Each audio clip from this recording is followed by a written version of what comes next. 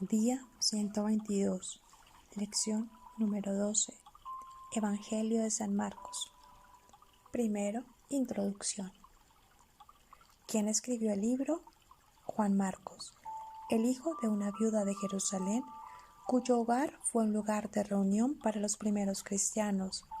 Leer en Hechos capítulo 12, versículo 12. Marcos sirvió a Pedro como traductor y seguramente registró los sucesos tal y como los escuchó de primera fuente. Por lo tanto, aunque Marcos lo escribió, se puede decir que este libro es el Evangelio según Pedro. ¿Cuándo fue escrito? Este relato fue probablemente escrito durante la terrible persecución liderada por el emperador Nerón, cercana al tiempo de la ejecución de Pedro. Esto sería después del incendio de Roma en julio del año 64 después de Cristo, pero antes de la caída de Jerusalén en manos del ejército romano en el año 70 después de Cristo. El Evangelio de Marcos es considerado el más antiguo de los cuatro. Muchos eruditos lo fechan antes del año 70 después de Cristo. Así como el Evangelio de Mateo fue escrito para los judíos, el Evangelio de Marcos fue escrito para los romanos. Marcos, quien acompañó a Pedro en sus viajes, posiblemente le oyó predicar muchas veces.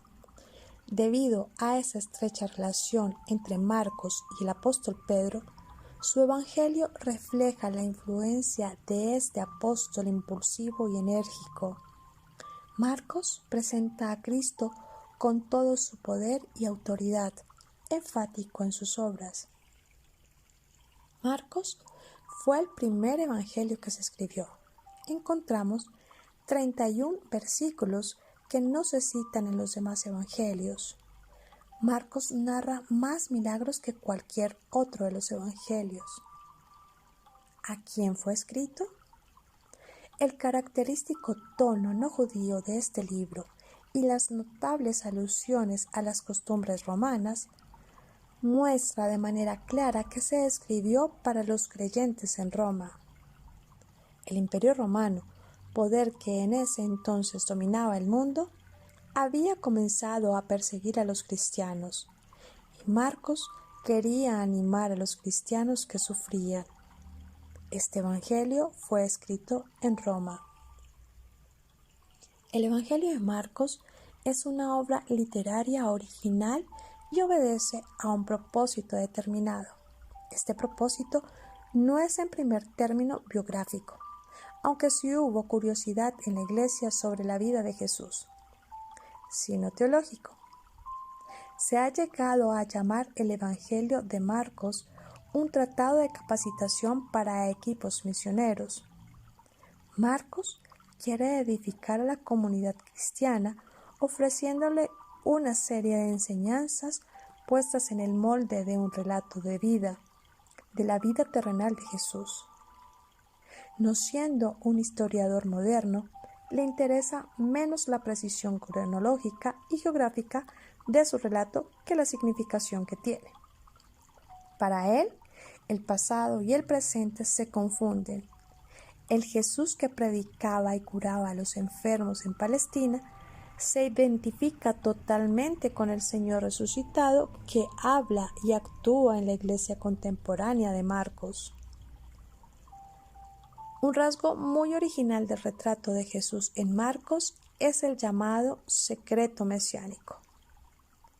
Jesús rehúye a la publicidad y procura ocultar su identidad de Mesías o de Hijo de Dios.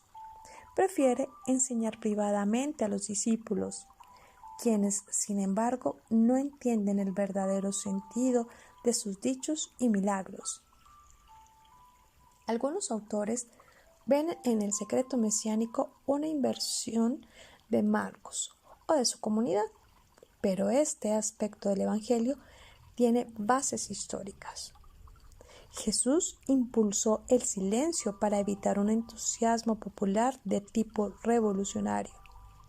o porque la naturaleza misma de su misión se lo exigía. Él no quería discípulos que le siguieran únicamente por los milagros que él hacía. Se puede aceptar perfectamente que el secreto mesiánico sea una formulación teológica de la comunidad primitiva y afirmar a la vez que se apoya en una realidad histórica. Jesús, al vincular la predicación de la inminencia del reino de Dios con su propia persona, dio a su vida un significado implícitamente mesiánico.